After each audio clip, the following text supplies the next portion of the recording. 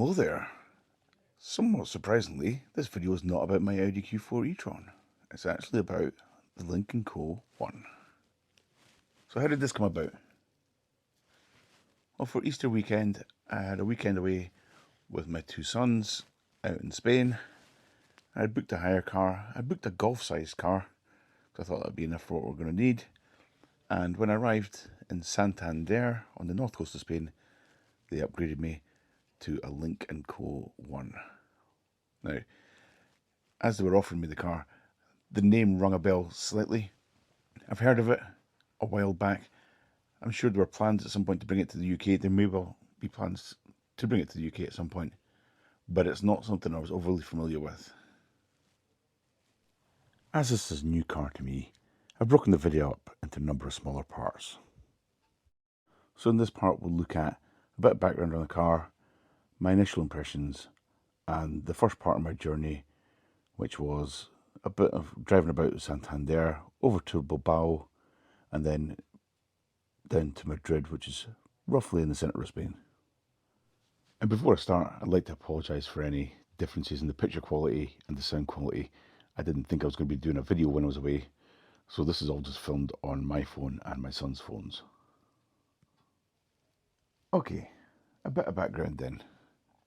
So Lynk Co is a Chinese-Swedish car manufacturer which is owned by Geely from China, and the cars are made in a factory in China. It uses the same CEVT platform and a number of parts as the Volvo XC40, and it's designed by Peter Horbury, who used to work for Volvo and Ford amongst others. Now, while I don't know exactly how old this particular one is, it's done 19,000 kilometres. It's a plug-in hybrid, so my best guess is it's a 1.5 litre 3-cylinder with a 7-speed dual clutch, putting out a combined 261 horsepower and about 425 newton meters of torque. 0 to 60 is claimed to be about 8 seconds. The battery is 17.6 kilowatt hours with 14.1 usable, and its claimed range is about 75 kilometers on the battery alone. And it needs all that power and torque because it's not light. Like my Q4 is 2.1 tons and this is 2.3 tons. This one and every other one that I've seen when I was in Spain came on 20-inch rims and Continental tyres, and it's got 2 blue spokes in the wheels, which is quite a nice wee touch. Moving on to first impressions, first thing we did was open the boot and put our 3 small Ryanair approved cabin bags into the boot, which is 466 litres and a decent shape and size, although not quite as big as the one in the Q4. It does have some usable underfloor storage though, which I'll come to later on. Jumping inside, I quite like the look of the dashboard and nice big screen. However, biggest problem for me, it was all in Spanish, which I've not done for about 30 years. So it took a little while to change the language to English and get everything set up before we headed out of the car park.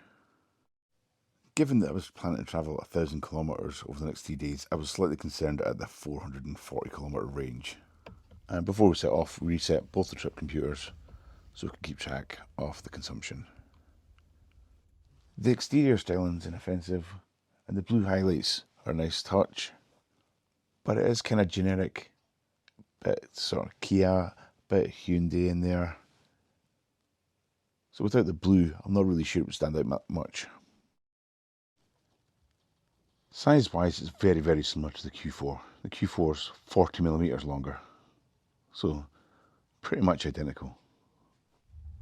Our first impressions from driving about. Both my sons really liked the panoramic sunroof with the big sliding cover and the fact that it opened up. It does have a feature where you can set it so that when you lock the car, it automatically closes the cover on the sunroof to stop the sun getting in. One feature we didn't enjoy was the built-in sat-nav, which in the space of 5 minutes tried to take us up 3 one-way streets the wrong way. That wasn't a great first impression.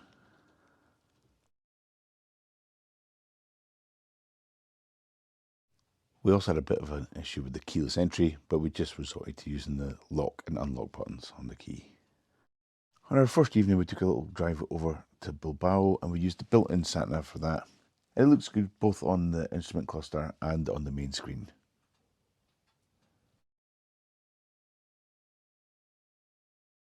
This also gave me an opportunity to play with the adaptive cruise control and the highway assist, which helps steer and keep you in lane. And if you don't hold onto the steering wheel whilst it's doing so, it will come up and give you a warning. Then it'll beep at you, and then it will switch off highway assist and the cruise control and start to bring the vehicle to a halt. In Bilbao, we had another couple of upsets with the sat-nav. So on the way back, we used Google Maps on Apple CarPlay, which looks great in the center screen, but the instructions aren't relayed onto the instrument cluster. At night, the interior lighting is pretty nice and it's configurable. It's not too in your face. I quite liked it. And the exterior light signatures are pretty distinctive.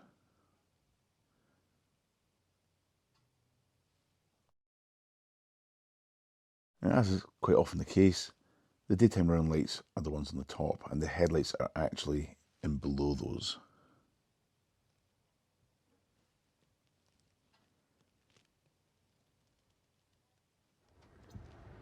And those headlights do have a feature where when you're moving, you can set it to turn into the corners with you, which is kind of hard to demonstrate on a camera phone.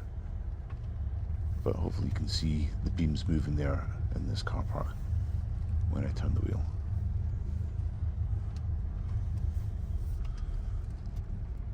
You can switch this off in one of the menus if you prefer.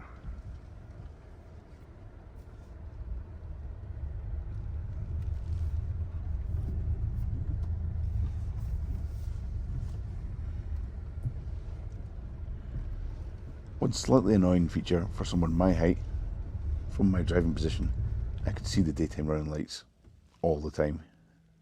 And when you flash indicators, I could see those as well. So it may be useful for parking, I suppose. You can see where the corners are. But a bit annoying on a drive. The morning of day 2 was our trip to Madrid from Santander. So reset the trip computer, and at this point we'd averaged 8.4 litres per 100 kilometres, which is slightly disappointing. That's only about 34 miles per gallon. But part of that had been charging up the hybrid battery. If you don't want to rely just on the hybrid system to work itself out, you can go into settings and tell it to charge the battery when you're driving, and you can also tell it to hold the battery charge level, save the battery for your destination. On the drive down, I was determined to give highway assist a proper go, so I persevered with it. It does feel very weird because you can feel it constantly making corrections on the steering wheel. It's hard to show that on camera, but it is constantly waggling just a little bit to keep you pointing in the right direction, in the right lane. But it does cope well with corners and other traffic.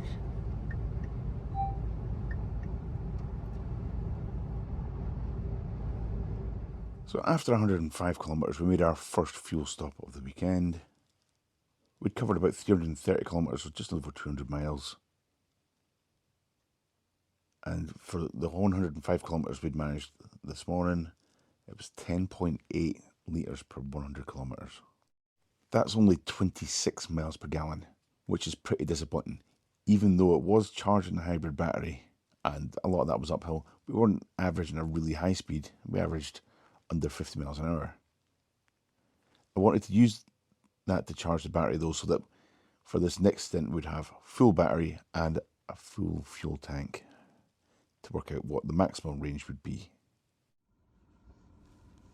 So, setting off from the fuel stop, 105 kilometres on the trip computer, we switched off the charge the battery and we didn't have it in battery save mode. We were just going to drive in hybrid like a normal person would do and see how far we got.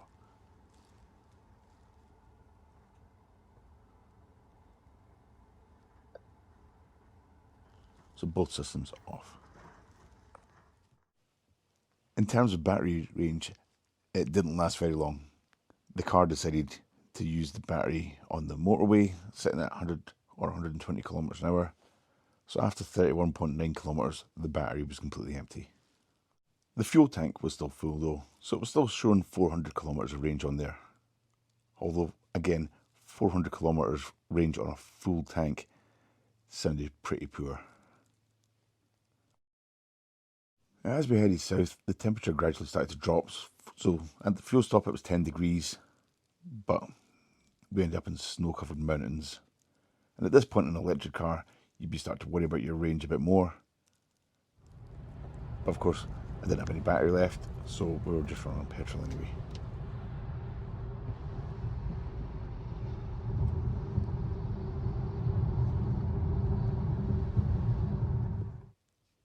By the time we got to Madrid, we were averaging 7.2 miles per kilowatt hour, which is actually a bit more respectable.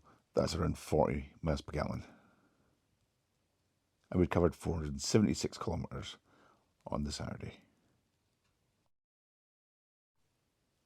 At this point, we left the car parked up from Saturday till Monday morning, which meant we could go do touristy things like look at old buildings.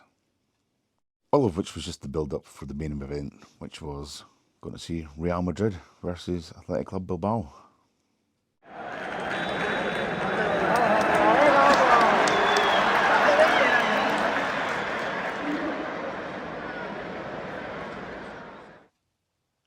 Right, that's all I've got for you in this video. Thanks for watching. Remember to watch out for the next part coming up. I'll catch you next time.